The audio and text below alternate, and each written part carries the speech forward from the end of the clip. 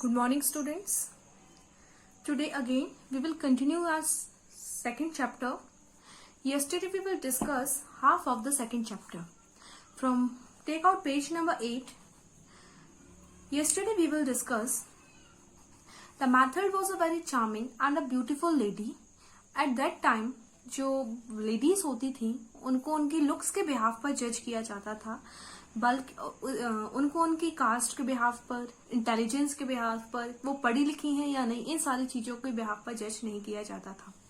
Generally ये माना जाता था कि अगर कोई लेडी बहुत ज्यादा सुंदर है तो वो बहुत अच्छा सब कुछ डिजर्व करती है, बहुत अच्छा कपड़े डिजर्व करती है, बहुत अच्छा घर डिजर्व करती है। लेकिन जो मैथल्ड थी, she was very beautiful and a charming lady, but by her bad luck उसकी जो बर्थ हुआ, she was born in a clerk family, in a middle class family, और by the fate, by the destiny, because of destiny, किस्मत की वजह से उसकी जो शादी थी वो भी एक क्लर्क से हुई, एक मिडिल क्लास फैमिली में हुई। वो बचपन में सोचती थी कि उसकी शादी बहुत अच्छे घर में होगी, बहुत बड़ी रिच फैमिली में होगी, बहुत सारे सर्वेंट्स होंगे, लेकिन ऐसा कुछ भी नहीं हुआ। उसका जो घर था वो भी एक नॉर्मल सा घर था और उसके घर में मुश्किल से एक ही सर्वेंट था जो उसकी हाउस होल्ड वर्क में उसकी हेल्प कर दिया करता था। अब जो उसका हस्बैंड था, उसको पता था कि मैथल्ड इस शादी से खुश नहीं है, वो दुखी रहती है क्योंकि वो चाहती थी कि उसको बहुत कुछ अच्छा मिले, लेकिन ऐसा नहीं हुआ है। वो ज्यादा कुछ मैथल्ड के लिए नहीं कर पाता था। तो एक दिन उसके जो जिस ऑफिस में वो वर्क करता था, जिस मिनिस्ट्री में वो काम करता था, क्लर्क था, उस मिनिस्ट्री के जो ऑफिसर थे उन्होंने एक बॉल पार्टी ऑर्गेनाइज की, डांस पार्टी ऑर्गेनाइज की। तो उसने क्या किया, वहां से एक इन्विटेशन कार्ड अरेंज किया जिससे कि वो मैथल्ड को खुश कर सके उस पार्टी में ले जाकर, और जिससे वो खुश हो। उसने घर आके मैथल्ड को वो कार्ड दिया, लेकिन मैथल्ड कार्ड देकर क्या हुई, दुखी हो गई। अब फिर उसके हस्बैंड ने रीजन पूछा तो वो कहती है उसके पास प्रॉपर ड्रेस नहीं है, कपड़े नहीं है, ज्वेलरी नहीं है जिसको पहनकर वो पार्टी में जा सके, और वहां बहुत सारी रिच विमेन्स होंगी जिनके सामने उसको अच्छा फील नहीं होगा, उसको लगेगा कि वो गरीब है। तो उसके जो हस्बैंड था उसने उसके लिए लॉयसल, उसके हस्बैंड का नाम लॉयसल था, तो उसने उसके लिए कुछ पैसे अरेंज कर दिए जिससे कि वो एक प्रॉपर ड्रेस गाउन खरीद सके। अब ज्वेलरी के लिए उसके पास इतना फंड नहीं था कि वो ज्वेलरी खरीद सके, तो उसने उसको क्या सजेशन दिया कि उसकी एक फ्रेंड थी mrs Forestier, she was very rich lady, तो उसने कहा वो उसे बोरो कर ले नेकलेस या कोई भी ornament, and after the party she will return it to her. तो उसने क्या कहा, जो मैथड थी उसको ये चीज अच्छी लगी और वो एग्री कर गई कि हाँ ठीक है मैं ऐसे ही करती हूँ। तो मिस फ्रॉस्टीरियर के यहाँ जब वो गई तो उसको एक डायमंड नेकलेस पसंद आया और उसने उससे वो डायमंड नेकलेस ले लिया। अब जो पार्टी वाला दिन आया तो जो मैथल्ड थी वो मैथल्ड बहुत अच्छे से तैयार होके पार्टी बॉल डांस पार्टी में पहुंची। वहां पर मैथल्ड की सबने बहुत ज्यादा तारीफ की, because she was looking excessive charming and excessive beautiful. तो जो मिनिस्ट्री थी, मिनिस्टर खुद जिनने वो पार्टी ऑर्गेनाइज की थी, उन्होंने उसको फेवर किया। इवन सारे लोग उसकी तारीफ कर रहे थे, सब उसको पूछ रहे थे कि वो उनके साथ डांस कर ले। तो मैथल्ड ने भी उस दिन बहुत सारा डांस किया। मैथल्ड बहुत खुश थी। मैथल्ड क्योंकि वैसे ही लाइफ स्पेंड कर रही थी जैसे कि वो एक्चुअली में चाहती थी कि वो वैसी लाइफ को स्पेंड कर पाए। तो मैथल्ड इन सारी चीजों से बहुत ज्यादा खुश थी। अब क्या हुआ, अब इधर तक अपन ने कल डिस्कस किया था, अब हम इसके आगे आज स्टार्ट करेंगे। So you all have to take out page number 8। ठीक, so we will begin again. फिर क्या हुआ, अब डांस करते करते पूरी रात निकल गई और सुबह के 4 बज गए। मैथल्ड को पता भी नहीं चला कि सुबह के 4 कब बज गए, और वो डांस में इतना ज्यादा बिजी हो गई। अब उसका जो हस्बैंड था, अब सबकी बहुत सारे जेंटलमैन थे, सबकी वाइफ थी, सब बहुत ज्यादा डांस को एंजॉय कर रहे थे। लेकिन जैसे ही 4 बजे तो उसके हस्बैंड ने उसको घर जाने के लिए बोला, और बहुत ज्यादा सुबह के 4 बजे पेरिस बहुत ज्यादा ठंड हो गई थी, बहुत एक्सेसिव ठंड थी। तो उसने क्या किया, उसने अपनी वाइफ को एक शॉल दिया कि जिससे कि वो कवर कर सके। लेकिन वहां जो बाकी विमेन्स थी उन सब ने बहुत कॉस्टली फर लिए हुए थे कवर करने के लिए, और वो बहुत ज्यादा कॉस्टली था, देखने में बहुत सुंदर था। और इसका जो शॉल था जो इसके हस्बैंड ने इसको दिया था वो ज्यादा एक्सपेंसिव नहीं था, ऑर्डिनरी सा शॉल था। तो इसको क्या लगा, मैथड को लगा कि अब ये इतनी अच्छी गाउन पहने हैं, इतना अच्छा ज्वेलरी पहने हैं, और अब ये ऑर्डिनरी सा शॉल लेगा तो बाकी लोग इसके बारे में क्या सोचेंगे। तो उसने क्या किया, अपना जो उसके हस्बैंड ने शॉल दिया था वो उसको रिटर्न करके वो जल्दी जल्दी स्टेयर्स से वापस बाहर आने लगी। तो जो लॉइसल था उसने उसको रोका कि थोड़ी देर रुको, बाहर बहुत ठंड है, मैं तुम्हारे लिए कैब बुलाकर लेकर आता हूँ, अपन कैब से घर चलेंगे। लेकिन जो मैथिल्ड थी उसको क्या लग रहा था कि नहीं, अब ये बहुत ज्यादा इंसल्टिंग होगा वहां सबके सामने। तो मैथिल्ड ने क्या किया, वो जल्दी जल्दी चली जा रही थी और उसने उसकी बात पर ध्यान नहीं दिया। फिर जब वो लोग सिटी में पहुंच गए तो क्या हुआ, अब जो उसका हस्बैंड था वो भी उसके साथ साथ पैदल चलने लगा रोड पर। इतनी रात में उनको इजीली कैब भी नहीं मिल रही थी। अब वो रास्ते में चिल्लाते हुए जा रहे थे कैब के लिए कि जितनी भी कैब निकलती कोई रुकने का तैयार नहीं था, और इतनी रात में ज्यादा कैब उनको मिल भी नहीं रही थी। थोड़ी ही देर में एक खटारा सी गंदी सी कैब आकर वहां रुकी और उनको वो उस कैब में वो जाने के लिए रेडी हुए।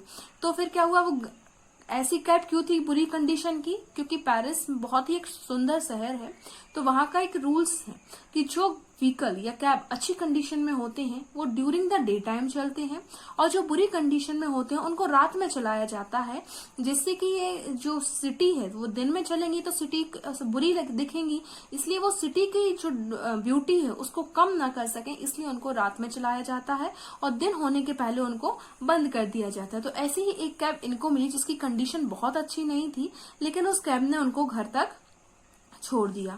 अब जैसे ही जो मैथिल्ड अपने घर आ रही थी, शी वॉज अपसेट, वो उसको बुरा लग रहा था कि आज जैसी नाइट वो स्पेंड करके आई थी, जैसे कि वो बचपन से चाहती थी कि वो एक हाई क्लास सोसाइटी में रहे, हाई क्लास लाइफ एंजॉय करे, तो उसको क्या लग रहा था कि अब पता नहीं मुझे ऐसी नाइट फिर से मिल पाएगी या नहीं मिल पाएगी, मैं फिर से ये चीजें एंजॉय कर पाऊंगी या नहीं कर पाऊंगी। तो ये चीजें उसको बहुत ज्यादा अफेक्ट कर रही थी। तो जो ऐसे ही सोचते सोचते जब वो घर आई तो उसका जो हस्बैंड था वो सोने चला गया, क्योंकि उसको नेक्स्ट डे ऑफिस जाना था।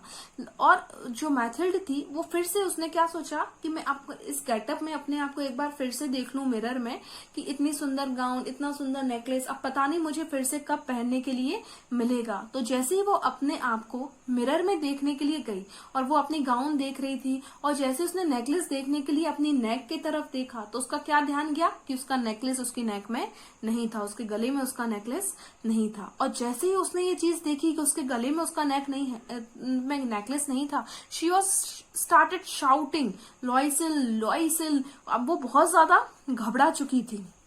तो उसका जो हस्बैंड था, जब उसने सुना कि उसकी वाइफ इतना ज्यादा घबराई हुई है, इतना ज्यादा चिल्ला रही है, तो वो वहां से दौड़ता हुआ आया और उससे पूछा, what is matter with you, कितना क्यों चिल्ला रही हो।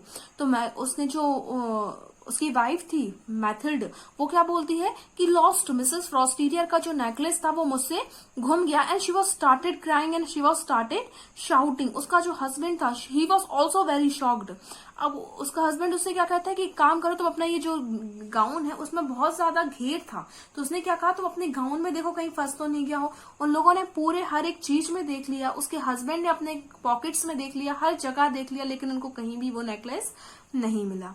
तो उसका हस्बैंड उससे फिर क्या पूछता है सब जगह ढूंढने के बाद कि तुम्हें याद तो है कि वो नेकलेस गिरा तुमने कब तक पहना हुआ था। तो वो अपने हस्बैंड से क्या कहती, हाँ मुझे इतना तो याद है कि जब मैं उस बॉल रूम के जहाँ डांस हो रहा था उस रूम से बाहर निकल रही थी तो वो नेकलेस मेरे गले में था। तो उसका जो हस्बैंड था वो उससे पूछता, अगर बाहर आते टाइम तुम्हारे गले में नेकलेस था, दैट मीन्स वो नेकलेस कैब में गिरा होगा। और फिर वो उससे पूछता है कि क्या तुमने कैब का नंबर नोटिस किया। वो कहती है नहीं। तो फिर वो उसका हस्बैंड क्या कहता, मैंने भी नोटिस नहीं किया, अब कैसे पॉसिबल है। And she was continuously keep on crying. अब उसको कुछ समझ नहीं आ रहा था कि वो क्या करे। तो उसके हस्बैंड ने क्या किया, उसका जो हस्बैंड था उसने क्या किया, उसने फिर से अपने कपड़े पहने और वो क्या कहता है कि मैं पूरे रास्ते से वो नेकलेस ढूंढ कर आता हूँ कि शायद हमें वो नेकलेस कहीं गिरा हो और मिल जाए। तो अब क्या, उसका हस्बैंड कपड़े पहनकर बाहर चला गया और वो वही चेयर पर एक तरफ बैठ गई। अब उसको कुछ भी समझ नहीं आ रहा था कि वो क्या करे। अब वो उस चेयर पर बैठी रही जब तक कि उसके हस्बैंड ने पूरा रास्ता कवर किया। अब वहां से वो बिल्कुल भी नहीं कहीं गई भी नहीं।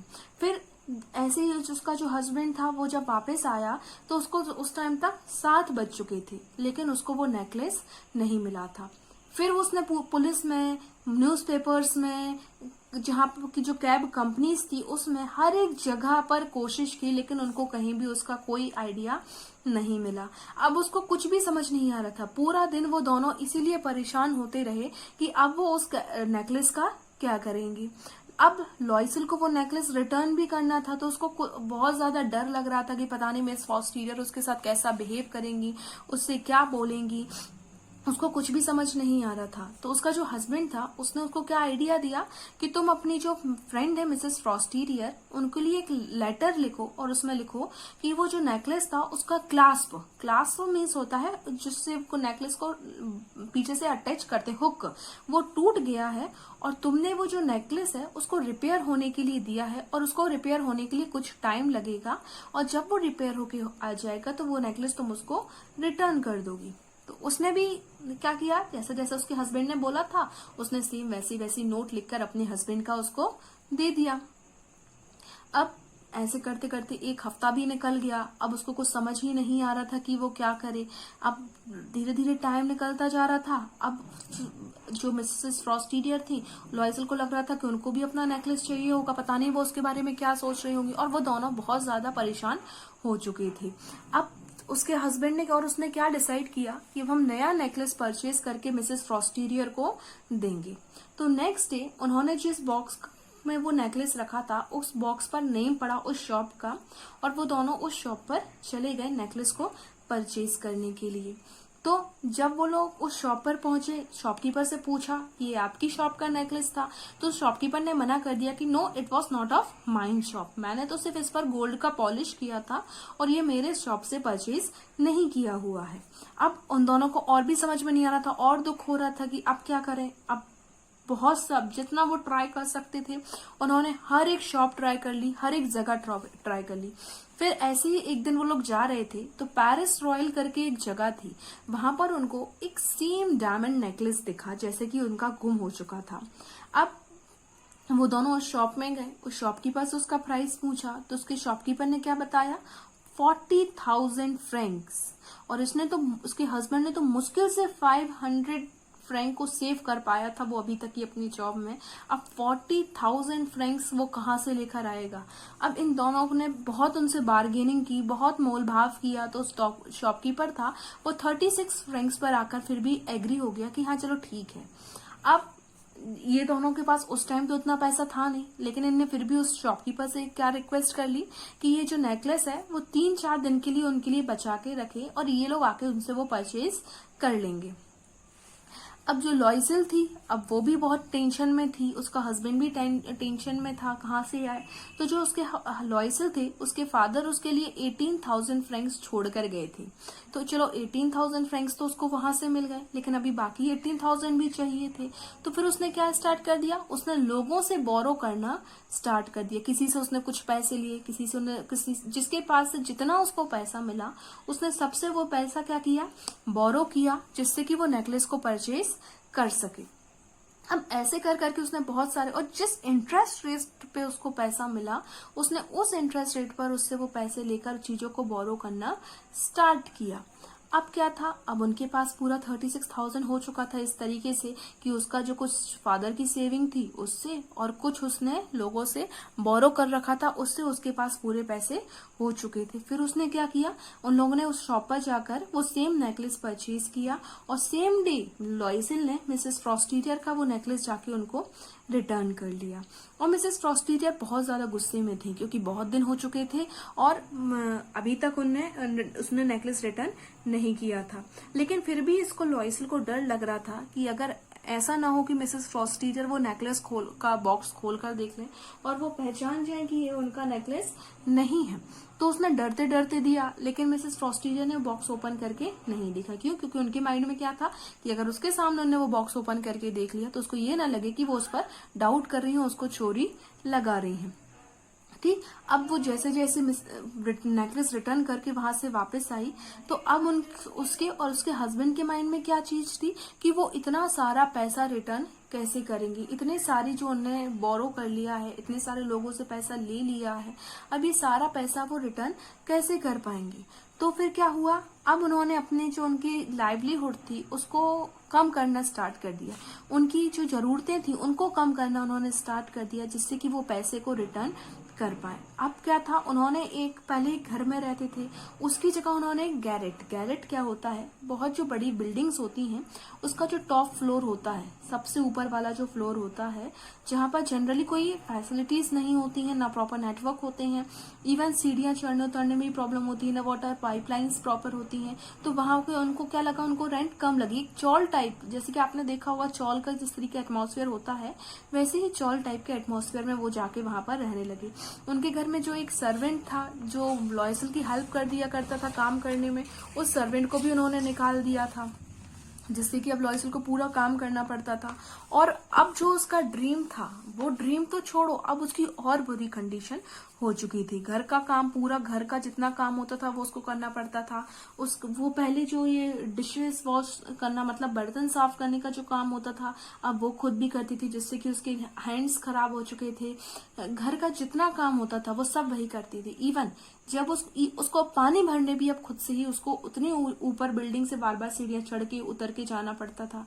और आपने देखा होगा कि चौल का किस तरीके का एटमॉस्फेयर होता है, तो वैसे एटमॉस्फेयर में रह रहकर वो भी वैसे ही हो गई थी, उसकी पूरी आवाज खराब हो चुकी थी। और जितना ज्यादा सुंदर वो दिखती थी, बिकॉज ऑफ पॉवर्टी, गरीबी की वजह से, परेशानियों की वजह से, टेंशन की वजह से, अब उसका जो लुक्स थे वो पूरे तरीके से खराब हो चुके थे। और वो अपनी एज से अब कहीं ज्यादा बड़ी दिखने लगी थी, वो अपनी एज से अप्रोक्स 10 साल बड़ी दिखती थी। और उसका जो हस्बैंड भी जो था, वो हस्बैंड भी अब क्या करने लगा था, सुबह से तो अपनी जॉब पे जाता था, टाइम खत्म होने के बाद ओवर टाइम करता था, ओवर टाइम के बाद भी वो क्या करता था कि जो दूसरे, पहले जेरोक्स नहीं चलता था, फोटोकॉपी नहीं होती थी, तो जो दूसरे शॉपकीपर हैं वो फोटोकॉपी की वजह पर जो उनकी जो बैलेंस शीट या जो कुछ भी बनता था वो उनको दूसरी कॉपी कराने के लिए देना पड़ता था। और जो पर्सन उनको दूसरी कॉपी करके देता था उसको पूरा लिखकर उसको पैसे दिए जाते थे।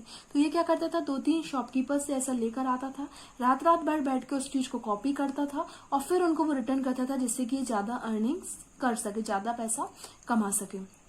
तो क्या हुआ, जब ये काम भी वो करने लगा, अब रात रात भर ये जागता था, ओवर वर्क करने लगा, बहुत ज्यादा काम हो चुका था, लॉयसल भी बहुत ज्यादा काम कर रही थी, तो ये दोनों बहुत ज्यादा एजेड दिखने लगे थे, अपने एज से कहीं ज्यादा बड़े दिखने लगे थे।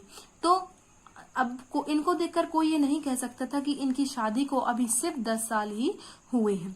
ऐसे करते करते उनकी लाइफ के 10 साल कब निकल गए उनको पता ही नहीं चला। और इतना ज्यादा इनके ऊपर कर्ज हो चुका था, इतना ज्यादा उन्होंने पैसा ले रखा था कि इनको उस कर्ज को, इंटरेस्ट को चुकाने के लिए बाकी लोगों से पैसा लेना पड़ता था। तो ये किसी से पैसा लेते थे, किसी को देते थे, किसी से पैसा लिया फिर किसी को दिया। इस तरीके से उनके 10 साल पता नहीं चला उनको कब निकल गए, और पूरे 10 साल उनके बर्बाद हो चुके थे। और इन 10 सालों में उनकी लाइफ बहुत ज्यादा बुरी कंडीशन से निकल चुकी थी। लेकिन अब 10 साल बाद उन्होंने अपना पूरा जो पैसा था वो पे कर दिया था, जितना भी उसने कर्ज लिया था वो अब सारा कर्ज अपना पे कर चुका था। और एक दिन जो मेथड थी वो ऐसे ही जाके पार्क में बैठी हुई थी, और बैठे बैठे वो सोच रही थी कि जो मेरा नेकलेस गुमने की वजह से जो मेरी लाइफ थी वो कितनी ज्यादा चेंज हो चुकी। अगर मैं उस दिन वो नेकलेस उससे उधार नहीं लेती तो हो सकता है कि मेरी लाइफ ये नहीं होती, जितनी बुरी कंडीशन में मैं आज हूँ इतनी ज्यादा बुरी कंडीशन में मैं तब नहीं होती। तभी उसकी पार्क में उसका एक ध्यान गया एक लेडी की तरफ, जो कि देखने में बहुत सुंदर दिख रही थी, बहुत ज्यादा अच्छी दिख रही थी, और उसके साथ एक बेबी भी था। तो उसने जब उस लेडी को देखा तो उसके माइंड में क्या आया कि ये तो मिसेस फ्रॉस्टीरियर है। लेकिन मिसेस फ्रॉस्टीरियर को 10 साल में कोई प्रॉब्लम नहीं हुई, वो एक अच्छी लाइफ स्पेंड कर रही थी, एक लग्जरी लाइफ स्पेंड कर रही थी, तो उनको कुछ समझ ही नहीं आया कि क्या प्रॉब्लम है कैसे। तो उनको वो अभी भी अच्छी ही दिखती थी, और वो उस टाइम पर 10 साल पहले लॉयसल से कम सुंदर थी, लेकिन आज वो लॉयसल से ज्यादा सुंदर दिख रही थी, क्योंकि उनकी लाइफ में कोई प्रॉब्लम नहीं थी। और जो लॉयसल है वो प्रॉब्लम्स की वजह से, टेंशन्स की वजह से बहुत ज्यादा बुरी दिखने लगी थी। तो जैसे ही इसने देखा कि जो मिसेस फ्रॉस्टीरियर है, लॉयसल ने देखा सामने से आ रही है, तो उसने पहले सोचा कि अब वो ऐसी दिखती है, पता नहीं ये कैसे रिएक्ट करेंगी। लेकिन फिर भी उसने क्या किया, नहीं मैं आज इनको जाकर बताऊंगी, इनको भी समझ आना चाहिए कि मैं कितनी लॉयल हूँ और मैंने किस तरीके से इनका नेकलेस को वापस किया है। ये बताने के लिए वो मिसेस फ्रॉस्टीरियर के पास चली गई। अब जैसे ही फ्रॉस्टीरियर के पास गई, उसने उनको एड्रेस किया कि हेलो जेनी, मिसेस फ्रॉस्टीरियर का नाम जेनी था, जेनी फ्रॉस्टीरियर। तो उसने उसको एड्रेस किया, लेकिन जो उसकी मिसेस फ्रॉस्टीरियर थी उन्होंने उसको पहचाना नहीं। वो उससे क्या कहती है, सॉरी मैंने तुम्हें पहचाना नहीं है, क्या मुझसे कोई गलती हो रही है। तो जो लॉयसल थी फिर उसने उसको याद दिलाया कि नो आई एम मैथड लॉयसल, और जो तुम्हारी फ्रेंड थी। तो उसने उससे क्या पूछा कि तुम इतनी ज्यादा चेंज कैसे हो गई, तुम में इतना ज्यादा चेंज कैसे आ गया, you are a very beautiful lady, और अब तुम कैसी दिखने लगी हो। तो उसने क्या कहा कि जो 10 साल थे वो मेरे बहुत गरीबी में बीते, बहुत ज्यादा प्रॉब्लम्स वाली, बहुत कठिन लाइफ मैंने स्पेंड की है, और उससे क्या कहा, ये सब लेकिन मैंने तुम्हारे वजह से स्पेंड किया है। तो मिसेस फ्रॉस्टीरियर को समझ ही नहीं आया, क्यों, क्योंकि उनको तो कुछ पता नहीं था। तो वो उससे क्या कहती है, बिकॉज ऑफ मी, हाउ, मेरी वजह से कैसे तुमने स्पेंड किया है। तो फिर उसने उनको रिमेम्बर कराया कि that time I came to you and borrow a necklace from you because I have to go in a ball dance party। तो मिसेस फ्रॉस्टीरियर को याद आ गया कि हाँ, और वो नेकलेस तुमने मुझे रिटर्न कर दिया था। उसके बाद क्या प्रॉब्लम हुई, तो उसने फिर उसको पूरी स्टोरी बताई कि एग्जैक्टली क्या हुआ था, कि वो तुम्हारा नेकलेस गुम गया था, फिर मैंने परचेज किया, और किस तरीके से मुझे 10 साल लग गए तुम्हारे उस नेकलेस के पैसे को चुकाने में, और मेरी पूरी लाइफ क्या हो चुकी थी, बर्बाद हो चुकी थी, और ये 10 साल मैंने उस नेकलेस के लिए स्पेंड कर दिए। तो जैसे ही मिसेस फ्रॉस्टीरियर ने सुना, और वो बिल्कुल शॉक, और उनको कुछ समझ ही नहीं आ रहा था। तो उसने उससे क्या पूछा कि जो डायमंड नेकलेस तुम मेरे पास लेकर आई थी, क्या वो ओरिजिनल डायमंड्स थे। तो जो लॉयसल थी उसको बहुत गर्व था कि मेरे से घुमा और फिर मैंने नया परचेज करके दिया। तो वो भी क्या बोलती है, हाँ मैंने नया नेकलेस लाके तुम्हें दिया था। तो जो मिसेस फ्रॉस्टीरियर थी वो बहुत ज्यादा शॉक, और फिर उन्होंने अपने आप को उसको क्या बताया कि ओ पुअर मैथिल्ड, तुम एक बार तो मुझसे पूछ लेती, या गुम गया था तो एक बार तो मुझसे बात कर लेती, तो शायद तुम्हारी लाइफ अच्छी हो सकती थी। क्यों, क्योंकि वो जो नेकलेस था दैट वॉज आर्टिफिशियल, और उसका जो कॉस्ट थी, उसका जो प्राइस था वो सिर्फ 500 फ्रैंक्स था। मतलब वो ओरिजिनल डायमंड का नेकलेस नहीं था, सिर्फ उसकी जो कीमत थी, जो वैल्यू थी वो 500 फ्रैंक्स थी। और इसने लॉयसल ने क्या किया, उसको ओरिजिनल डायमंड का नेकलेस परचेज करके दिया जिसकी वैल्यू थी 36,000 Frank. So this is the end of the story, such a beautiful story and I hope आपको ये समझ आई होगी। लेकिन इस स्टोरी से हमें क्या समझ में आता है कि हमारी जो लाइफ है उसमें हमें बहुत ज्यादा एक्सपेक्टेशंस नहीं रखनी चाहिए। हमारे पास जो होता है या हमारे पास जो कुछ भी है, हमें अच्छे से उसमें अपनी लाइफ को ही स्पेंड करना चाहिए। जो भी चीज हमारे पास है हमें उसको प्रॉपर तरीके से यूटिलाइज करके खुशी से अपनी लाइफ को स्पेंड करना चाहिए। अगर हम दूसरों की चीजों को देखकर परेशान होते रहेंगे कि उसके पास वो चीज है और मेरे पास ये चीज नहीं है, इसके पास ये चीज है लेकिन मेरे पास ये चीज नहीं है, तो हम अपनी लाइफ को कभी भी अच्छे से स्पेंड नहीं कर सकते और हम पूरी लाइफ अपनी ऐसे ही परेशान होते रहेंगे। I hope you understand this chapter. Now take out page number 12